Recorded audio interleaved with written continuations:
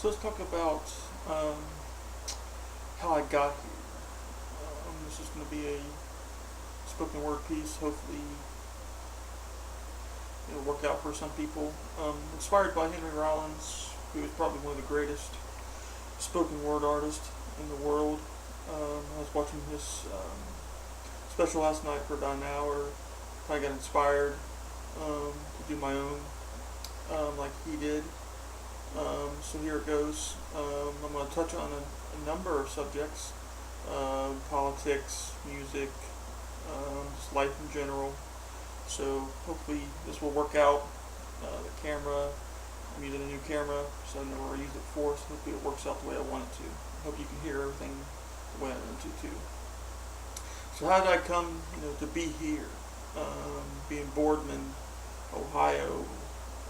Basically, my friend Beth basically needed a roommate, someone to help her out with bills and everything, and I said, yeah, try to live with my, live with my mom for 39 plus years. So I thought, hey, need to live my own, take advantage of that, and I'm doing good. Can't say that it's been the best of times at times, but I can't say basically it's so. Take it day by day, like everybody else does. You get no money. You're constantly together 24/7. There's going to be squabbles. There's going to be disagreements. There's going to be a lot of things, not said or said that probably, would be taken back just because of the frustration at the time.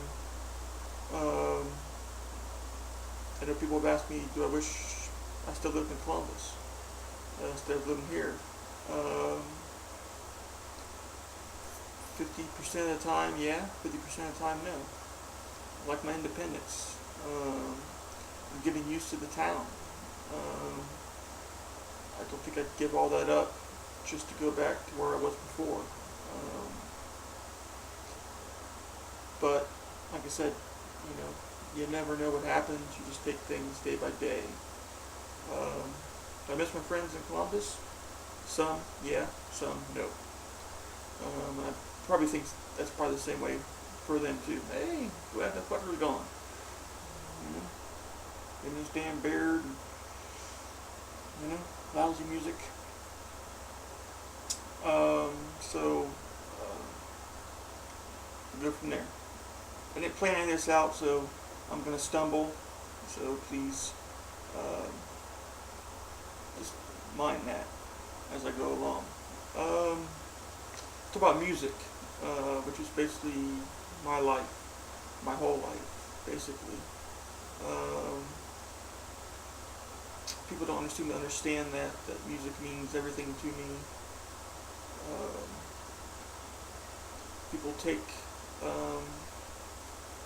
they seem to take notion that, hey, you should be able to do a number of things, but you have to understand that you're writing personal stuff. For me, every song is a release. Every song is a release of a demon or a part of the past or part of the present that I can't say in person, but it's easier for me to just put it down in words and in writing. Music has always been my therapy, has always been my therapist, somebody I can go to, so I can analyze myself or psychoanalyze myself to the point of stupidity, I guess. I've never said that I'm great at what I do. People think that. I don't know where they get that notion at.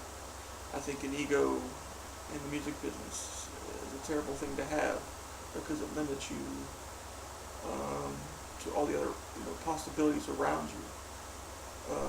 You're not humble enough, then it seems to tie you down, be a weight you have to drag along. I've known some musicians whose egos are just so outlandish. I just wonder how they will ever survive if they ever get a negative review. They'll probably end up killing themselves just because they think they're better than half the music world. And I think that's and you're not. Just, they have a record deal and you're in the basement. Big difference. But I'm very humble about where I came from and what I do. I'm not great at anything. I'm not a great songwriter. I'm not a great vocalist, guitar player, bass player, keyboard player, drums. I'm not going to list on and on. But I like doing what I do. I like showing people that my demos are not the greatest. In fact, they pretty much suck. I will admit to that. I've never shied away from that. I just put demos out. Basically, when you hear a demo, you think, oh, that sucks. Well, I don't put out a complete demo. I put out basically the idea, the basic structure of the demo, of the song.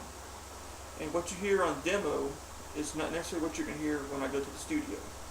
People don't seem to understand that. Say, oh, that's a sucky demo. That's kind of the point.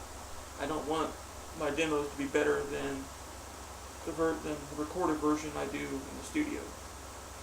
And basically, it's just the basic idea, the skeleton form of the song. It's never the demo's never finished. It's always left unfinished. Now, trust me, I got a shitload of unfinished demos. You can go on YouTube. I can give you a thing. Tom09970. I got 200 plus demos on there and some studio stuff on there as well. And it's just you take it for what it is. If you don't like it, fine. But when you hear the studio version, you go, oh, that's 100 times better than the demo. That's what it's supposed to be. A demo's just demoed out, just the basic thing. Sometimes there could be 3 or 4 versions of a demo that I had. Back in the old days when I was with Third Dementia, trust me people, if we did demos back when I was in Third Dementia, the YouTube thing would be probably 30,000 videos. And they could be 13 different demo versions of, let's say, Green Machine. Because me and Joe always changing the music, always changing the lyrics. In fact, I think we're probably the rewrite kings of the world.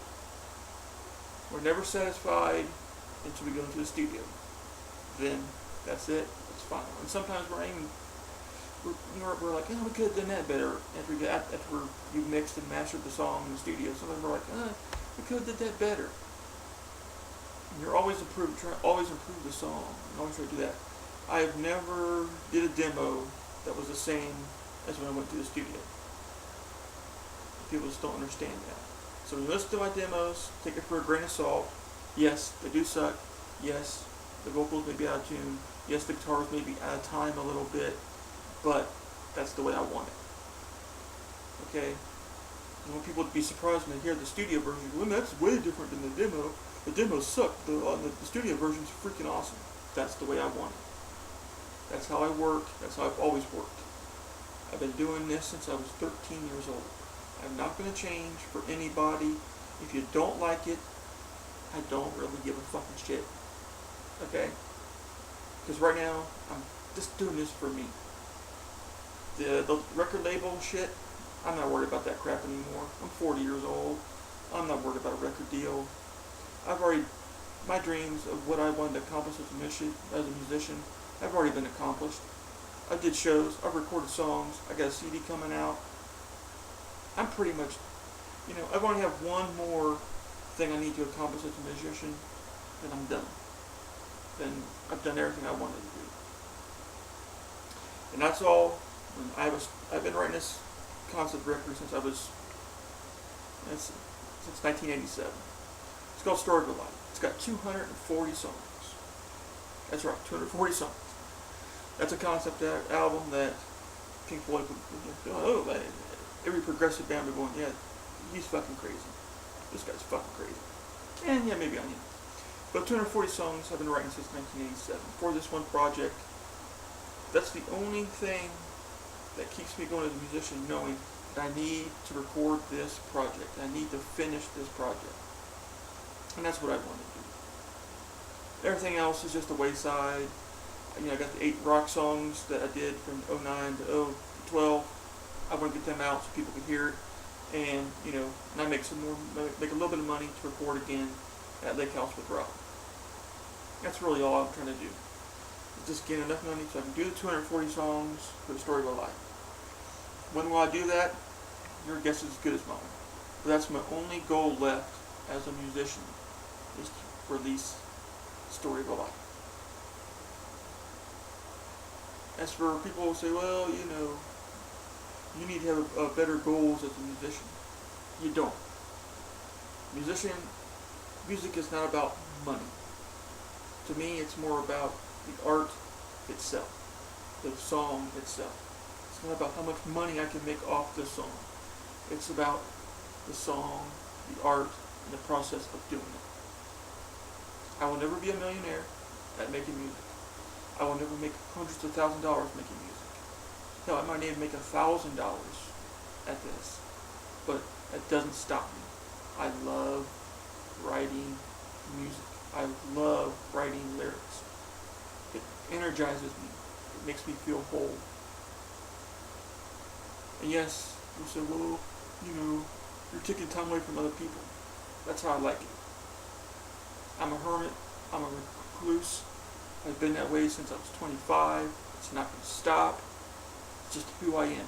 People have to accept it. Some of my friends have, some of my friends haven't. Some of my friends take it personally, and some know, hey, that's just how. So I'm going to end this a long piece. I decided, fuck politics. I'm not worried about politics. They can all suck my ass. It doesn't bug me anymore. But this is what you got to do. You have to realize yourself in yourself. Don't let people on Facebook, people on Twitter decide your life for you. Take some pride in yourself, and don't let social media predict your life or run your life. You don't even know these fucking people.